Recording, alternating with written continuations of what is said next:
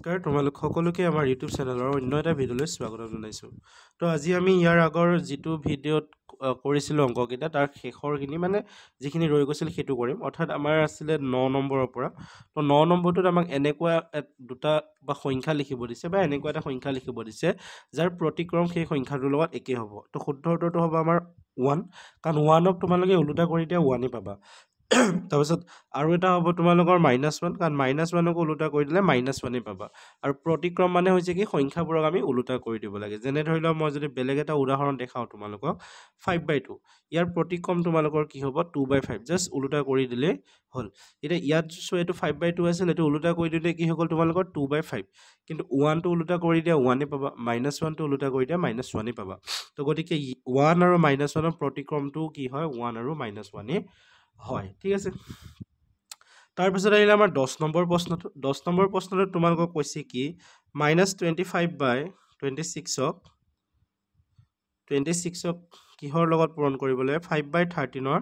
প্ৰতিক্ৰমেৰে পূৰণ কৰিব লাগে।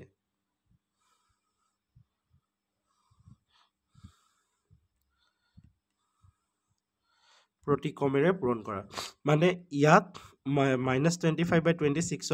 5/13ৰ প্ৰতিক্ৰমেৰে পূৰণ কৰিব লাগে। তো প্ৰথমতে আমি যেতিয়া সমাধান কৰিম তেতিয়া আমি প্ৰথমতে কি উলিয়াই ল'ব লাগিব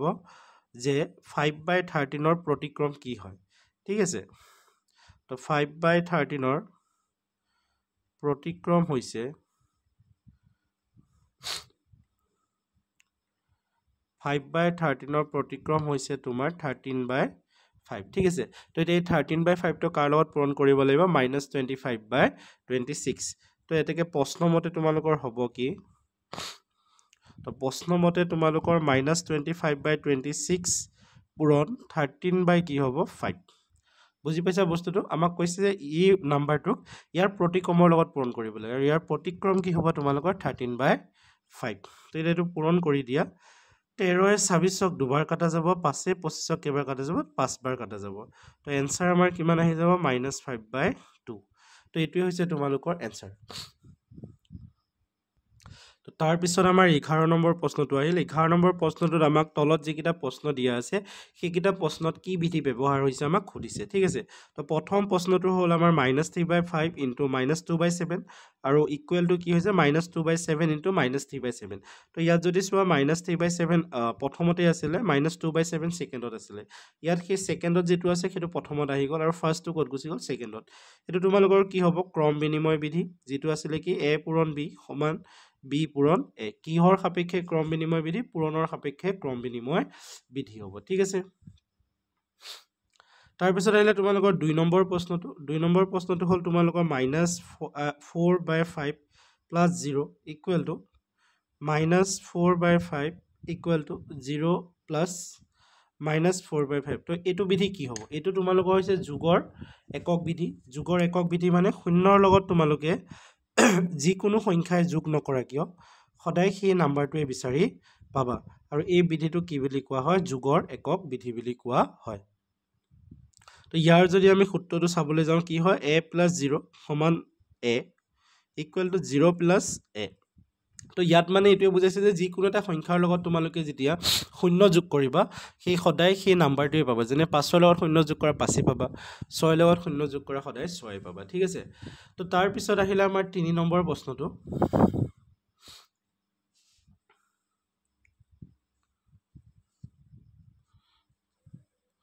2/3 পূৰণ 1 ইকুৱেল টু 1 × 2/9 আছিলে 2/9 ইকুৱেল টু 2/9। তো এইটো আমাৰ একক বিধিয়ে হয়। এইটো কিহৰ একক বিধি হয়? পূৰণৰ সাপেক্ষে একক বিধি হয়। ঠিক আছে, তো কাৰণ যিকোনো এটা নাম্বাৰৰ লগত যদি 1 পূৰণ কৰা ন সদায় কি পাবা? সেই সংখ্যাটোৱে বিচাৰি পাবা। তো এইটো কোৱা হয় তোমালোকৰ পূৰণৰ সাপেক্ষে একক বিধি। কিহৰ একক বিধি? 1ৰ পূৰণৰ সাপেক্ষে একক বিধি, আৰু এইটো আছিলে আমাৰ শূন্যৰ সাপেক্ষে শূন্যৰ কাৰণে যোগৰ একক বিধি। ঠিক আছে, তো এইটো হৈছে আমাৰ পূৰণৰ একক বিধি, কাৰণ 1ৰ লগত যি সংখ্যাই পূৰণ নকৰে কিয় সদায় সেই নাম্বাৰটোৱে পাবা। যেনেকৈ ফৰ্মুলাত যদি লিখিবলৈ যাওঁ আমাৰ হ'ব এইটো। ঠিক আছে, মানে 1ৰ লগত লাগিলে উল্টাকৈ পূৰণ কৰা, নাম্বাৰ এটাৰ লগত 1 পূৰণ কৰা বা 1ৰ লগত নাম্বাৰ এটা পূৰণ কৰা, সদায় কি পাবা তোমালোকে? নাম্বাৰটোৱে বিচাৰি পাবা। তো এইটো আমি পূৰণৰ একক বিধি বুলি ক'ব পাৰোঁ বা পূৰণৰ ধৰ্ম হয় এইটো একৰ ধৰ্ম হয় যে একৰ লগত যিকোনো সংখ্যা পূৰণ কৰিলে সদায় সেই নাম্বাৰটোৱে বিচাৰি পোৱা যাব ঠিক আছে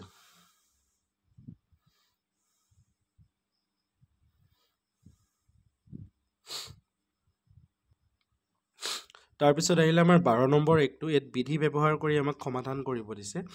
তো ইয়াত যদি চাওঁ এইটো 2/7টো আমি ইফালে লৈ আহোঁ তো এইটো ইয়াত আহিব ব্ৰেকেট এটা দি দিয়ে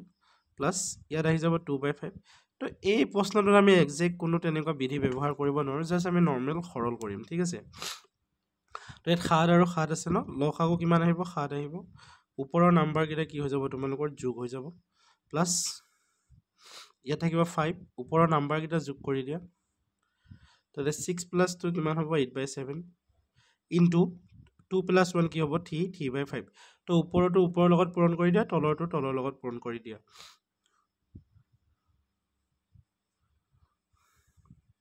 এইটো মাজত যোগ চিন আছিলে আমি পূৰণ কৰিব নোৱাৰিম এইটো ভুল হৈছে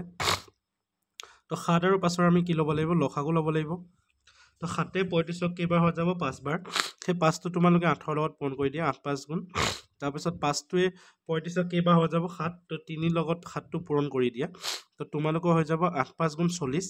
প্লাছ 3 7 গুণ 21 ডিভাইডেড বাই কি হ'ব 35 তো যোগ কৰি দিয়া তো এনসাৰ কিমান আহিব 61/35 এইটো হ'ব তোমালোকৰ প্ৰথম অংকটোৰ সমাধান ঠিক আছে তাৰপিছত আহিলে আমাৰ 2 নম্বৰ প্ৰশ্নটো ইয়াত আমি পূৰণৰ বিতৰণ বিধি ব্যৱহাৰ কৰিব পাৰিম কাৰণ ইয়াত চোৱা 670 আৰু 670 দুইটাতে আছে তো কমন লৈ বাহিৰলৈ উলিয়াই লৈ আহা তো ভিতৰত থাকি গ'ল তোমালোকৰ 7/11 প্লাছ 1/3 তো ইয়াত কি ব্যৱহাৰ কৰিছা বিতৰণ বিধি ঠিক আছে তো ইয়াত বিতৰণ বিধি ব্যৱহাৰ কৰা হৈছে বিতৰণ বিধি কেনেকুৱা আছিলে তোমালোকৰ যদিহে কিতাপখন পঢ়িছা a পূৰণ ব্ৰেকেটৰ ভিতৰত b + c ইকুৱেল টু কি আছিলে a পূৰণ b প্লাছ a পূৰণ c এইটো আছিলে মানে এটা নাম্বাৰ ব্ৰেকেটৰ ভিতৰৰ নাম্বাৰকেইটাৰ লগত পূৰণ হৈ থাকে সদায়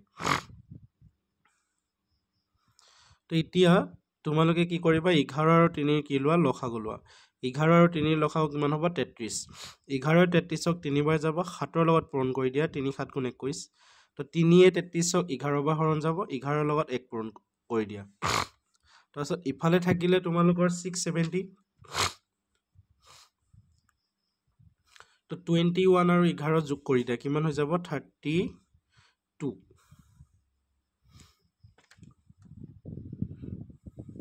আৰু ইয়াত থাকি যাব তোমালোকৰ 33 তো এটা কি কৰিব লাগিব 32 লগত 670টো তোমালোকে পূৰণ কৰিব লাগিব অৰ্থাৎ এইটোৰ লগত এইটো পূৰণ কৰিব লাগিব তো এনসাৰ কিমান আহিব 21440 তো নিজে এবাৰ পূৰণ কৰি চাবা কি আহে ঠিক আছে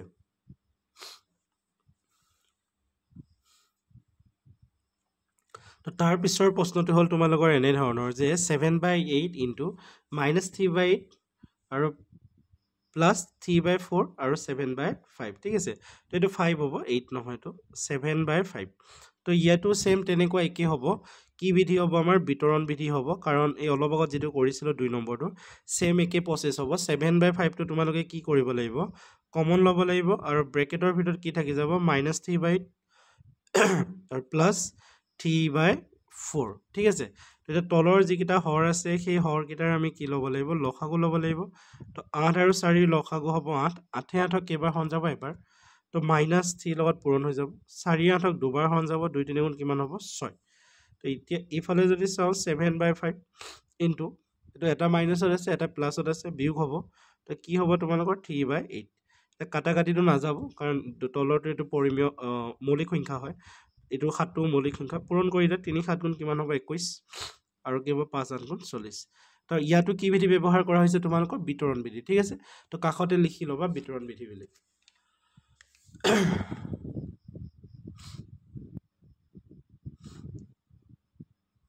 তো তাৰ পিছত আহিলে আমাৰ এই প্ৰশ্নটো এটো হে বিতৰণ বিধিতে আছে ঠিক আছে তো বিতৰণ বিধিটো কৰিব পাৰো আমি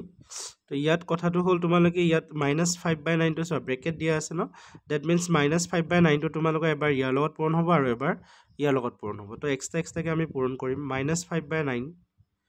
পূৰণ -27/15 প্লাস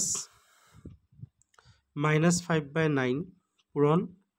36/25 তো কাটাকাটি যায় যদি আমি কাটিম প্ৰথম কথা 5 ইয়াক কাটা যাব 3 বাৰ ঠিক আছে 9 ইয়াক কাটা যাব 3 বাৰ কাৰণ 9 3 গুণ কিমান হয় তোমালোকৰ 27 হয় ঠিক আছে তাৰপিছত ইফালে যদি চাওঁ এটোও কাটা যাব 5 5 গুণ কিমান হ'ব 25 9 4 গুণ কিমান হ'ব তোমালোকৰ 36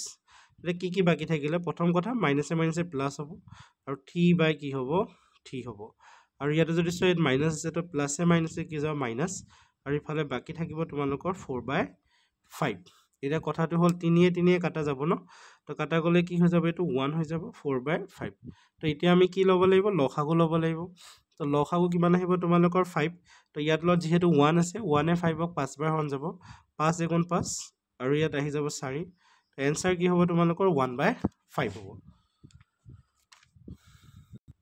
তো তাৰ পিছৰ প্ৰশ্নটো হল তোমালোকৰ এনেকুৱা ধৰণৰ তো ইয়াত যদি চোৱা তোমালোকৰ যোগ বিয়োগ পূৰণ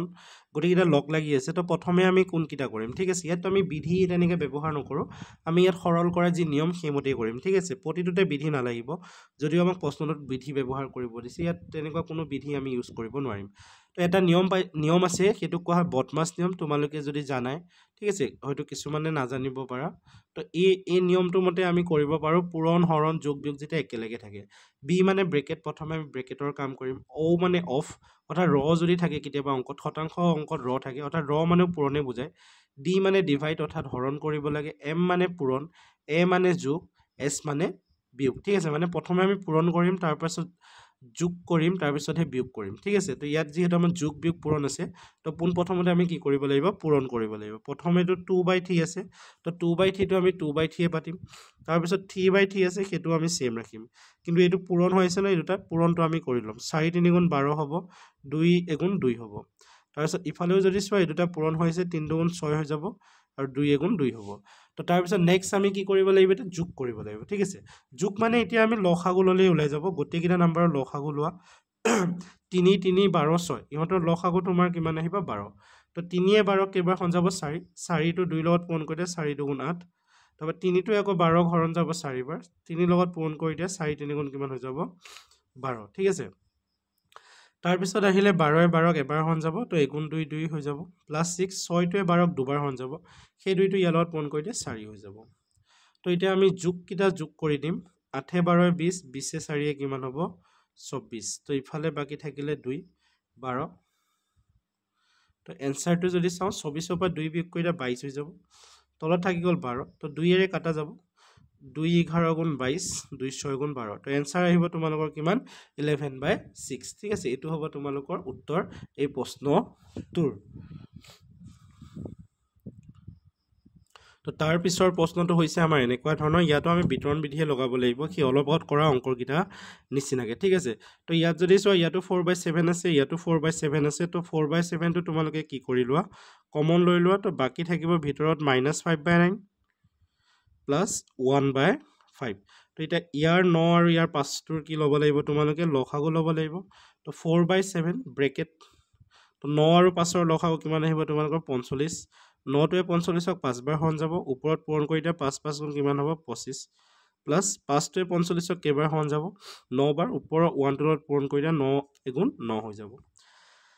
তাৰ পিছত বাকি থাকিলে আমাৰ 4/7 ইনটু 25 ৰ পৰা 9 বিয়োগ কৰি দিয়া কিমান হৈ যাব 16 কাৰণ এটাত মাইনাস আৰু এটাত প্লাস থাকিলে কি কৰিব লাগিব বিয়োগ কৰিব লাগিব তো এটো এনেকুৱা হ'ব কাটা যায় যদি আমি কাটিম 4 এ 45 ক কেতিয়াও কাটা নাযায় 4 এ 7 কো কাটা নাযায় তো কাটাটো ইয়াত মই দেখা পোৱা নাই পূৰণ কৰি দিয়া সেই কাৰণে 4 লগত 16 পূৰণ কৰিলে তোমালোকৰ হ'ব 64 যেহেতু মাইনাস চিন আছে ইয়াত প্লাস আৰু মাইনাস আছে তো প্লাসৰ লগত মাইনাস পূৰণ হলে -64 হ'ব আৰু কিফালে তলৰ যেতিয়া 7 আৰু 45 টো পূৰণ কৰি দিবা তেতিয়া কিমান হ'ব 315 হ'ব ঠিক আছে তো এইটো হৈছে তোমালোকৰ কমপ্লিট সলিউশনটো এই অংকটোৰ বাবে তো তাৰ পিছত আমাৰ 7 নম্বৰ যেটো প্ৰশ্ন হৈছে হেতু হৈছে এনেকুৱা ধৰণৰ ইয়াতো আমি বদমাছ নিয়মটো ইউজ কৰিম যেটো অলপ আগত শিকিছিলো তো প্ৰথমে আমি পূৰণ কিটা কৰিম এই দুটা প্ৰথমে কৰিম এই দুটা প্ৰথমে কৰিম এই দুটা প্ৰথমে কৰিম তাৰ পিছত আমি যোগ বিয়োগ যি লাগে কৰিম ঠিক আছে তো এতিয়া যদি চাও কি হ'ব 3 7 গুণ 21 হ'ব 2 5 গুণ কি হ'ব 10 হ'ব আগত কি চিন থাকিব মাইনাস কাৰণ ইয়াত প্লাস আৰু মাইনাস আছিলে তবে ইয়াত মাইনাস আহিলে 6 7 গুণ 42 আৰু এগুণ 3 3 তাৰ পিছত ইয়াত আহিলে প্লাস 14 3 গুণ 42 হৈ যাব আৰু এগুণ 2 2 এতিয়া যদি চোৱা তোমালোকৰ তলৰ গোটেইকেইটা 42 42 আৰু 21 আছে নহয় তো গতিকে ইহঁতৰ লসাগু কিমান আহিব তোমাৰ 42 আহিব 21 42ক কেইবাৰ যাব দুবাৰ যাব 2টো 10ৰ লগত পূৰণ কৰি দিয়া -20 হ'ব তাৰপৰা 42 42ক এবাৰ যাব তো 3 হ'লে -3 42 42ক এবাৰ যাব 2 হ'ল 2 এগুণ 2 হ'ব তো এতিয়া মাইনাছ কেইটা লগাই দিয়া -20 -3 হ'ব কিমান -23 +2 তলত থাকিলে 42 23 পৰা 2 মাইনাছ হৈ যাব কাৰণ এটাত মাইনাছ এটাত প্লাছ আছে তো বাকী থাকি যাব -21 আৰু 42 21 42 কেইবাৰ কাটি যাব দুবাৰ ওপৰত থাকিব 1 তো এনসাৰ হ'ব তোমালোকৰ -1/2